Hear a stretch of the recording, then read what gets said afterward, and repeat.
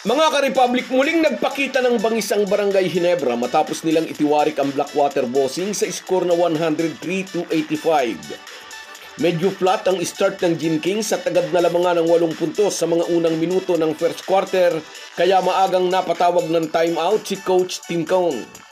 Sa score na 1-9, tila naramdaman ng Ginebra coach na nagbabantang iiwan ng Bossing ang mga mag-aalak at magiging mapanganib kung lolobo pa ang lamang, kaya napatimeout agad si Tim Cone para i-remind ang kanyang mga players na sobrang mahalaga para sa kanilang team ang larong iyon. Tila nagising naman ang mga mag-aalak pagkatapos ng timeout at sineryoso na ang laban. Tulad nga po ng una nating sinabi kahapon sa ating previous video, may posibilidad na maging patibong sa Ginebra na iisipin nilang kayang-kaya nila ang Blackwater Bossing. Ang sabi nga, nakakamatay ang maling akala. At pagkatapos ng first time out ni Tim Cone, umarangkada na ang opensa nina Stephen Holt, Roy Rosario at Jeremiah Gray. Natapos ang first quarter na lamang na ng 1 puntos ang Ginebra, 23-22. At pagsapit ng second quarter, dito na nanalasa ng husto ang Gin Kings sa likod ng mahusay na pagtitimon ni RJ Abarientos. Big 40 points ang pinakawala ng mga mag-aalak sa second quarter kontra sa 20 puntos lamang ng Blackwater na nagbigay ng malaking kalamangan na hindi na kinayang habulin ng Bossing. Umabot pa sa 27 points ang lamang ng Ginebra. Nagpamalas ng balancing atake ang mga bataan ni Tim Cone kung saan 5 sa tropa ang umiskor ng double digits. 15 points si RJ Abarientos, tig 12 points naman sina Jeremiah Gray at Stephen Holt, Jason David ay 11 at si Troy Rosario 10 puntos. Sa panig ng Bossing, natuluyan ang nalaglag sa playoff contention sa record na 1 panalo 8 talo. Ang rookie at maglalaro sa Thailand SEA Games na si Dalp Panopio ang nanguna sa kanilang kupunan, scoring 22 points and grabbing 8 rebounds. 12 puntos naman ang ambag ng big man na si Abu Tratter na kasama rin sa Gilas team ni Coach Norman Black. Ganun pa man, hindi naging sapat para sa Blackwater ang effort ni na Panopio at Tratter kasama si Cedric Bearfield para talunin ang Ginebra. Napaka-importante para sa Gin Kings ang panalo nila kagabi dahil sa panalong ito, buhay na buhay ang pag-asa nilang sasalta sila sa playoffs. At depende sa magiging resulta ng mga natitirang laban na mga nasa unahan ng team standings, may chance pa rin ang Ginebra na makahabol sa top 4 kung may papanalo nila ang natitirang 3 laro.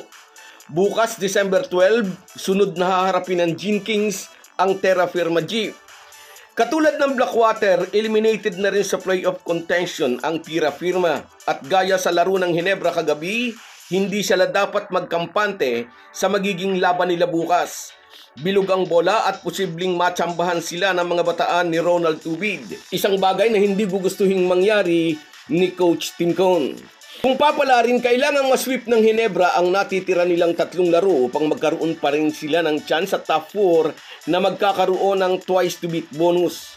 Sa current format ng Philippine Cup, ang number 1 team ay may twice to beat advantage sa number 8, ang number 2 sa number 7, number 3 sa number 6 at ang number 4 sa number 5. Nasa tuktok ngayon ng team standings ang Rain or Shine sa kanilang 7-2 record. Sinusundan ng SMB na may 6 na panalo, 2 talo. Nasa number 3 naman ang Converge at ang Magnolia nasa number 4, kasukob ang NLEX. Pwede pa itong mabago depende sa magiging resulta ng natitira nilang mga laban. So guys, yan lang muna. Hanggang sa muli. Kung wala po kayong mga viewers namin ay walang magtatagumpay na vlogger. Kaya salamat po sa inyong panunood. Shoutout sa iyo, Cecilio Tenorio. Merry Christmas. Maaga na ulit ako babati sa inyo. Sa iyo rin, shoutout Edwin Felizardo. Dapat ipakita ang magandang depensa, sabi niya.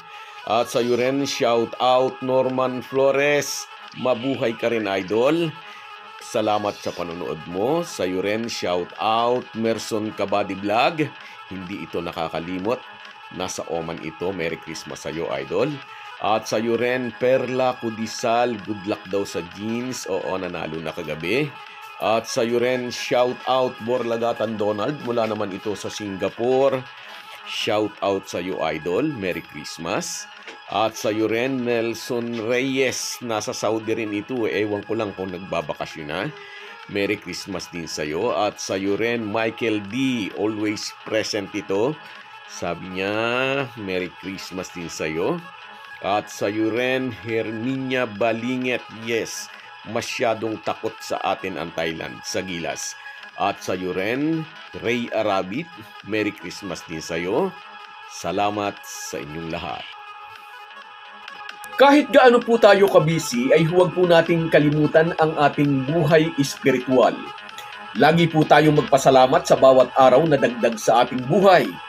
Malaki po ang maitutulong ng pananalangin araw-araw. Isang paalala po mula sa inyong Halo-Halo Sports Republic.